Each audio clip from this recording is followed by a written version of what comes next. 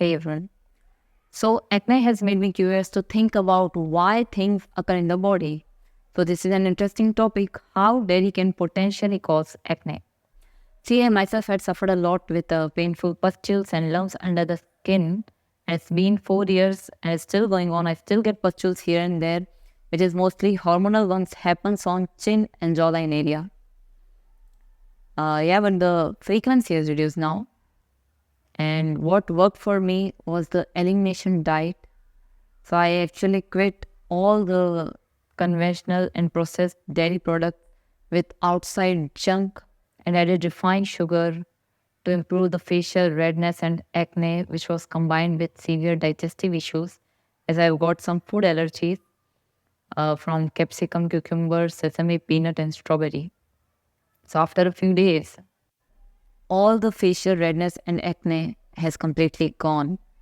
And not to mention, my digestive capabilities improve. But everyone is very different. What may work for one may not work for other. The perfect diet simply doesn't exist. So let's coming back to our main topic, how dairy and acne are related. So what is dairy? See, dairy is the milk that helps grow a cow or other animals.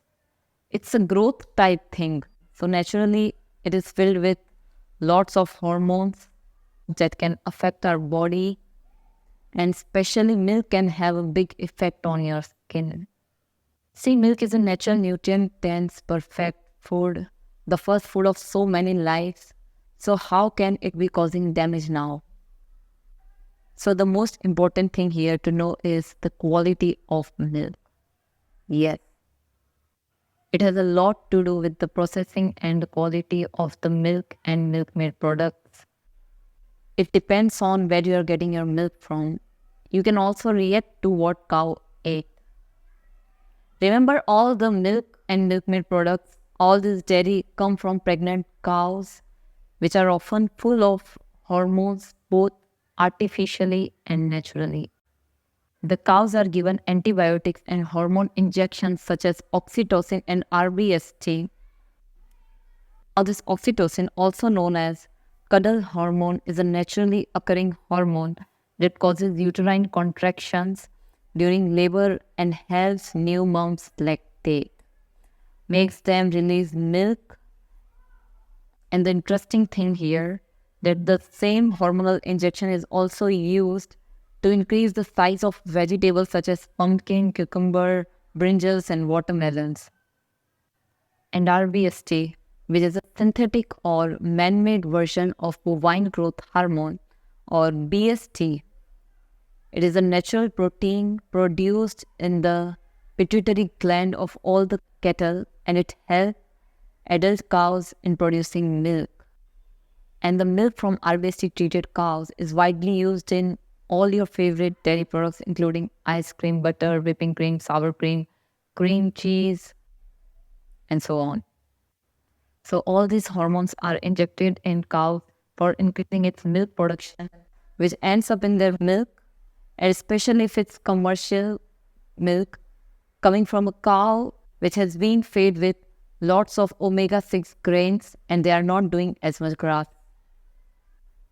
And adding all the other things in them, all the additives and stabilizers which has been used to improve the consistency and texture of the milk. It is processed at a higher temperature, destroying all the protein content, which further degrade all the beneficial components which you could have gotten from the milk. So the milk or milk-made products probably in your refrigerator right now is dead food, filled with lots of hormones. It's highly processed. It's high in refined carbs, along with all the fats and sugars, affecting your own digestive system and causing acne and inflammation. So the best bet would be to go 100% grass-fed A2 milk.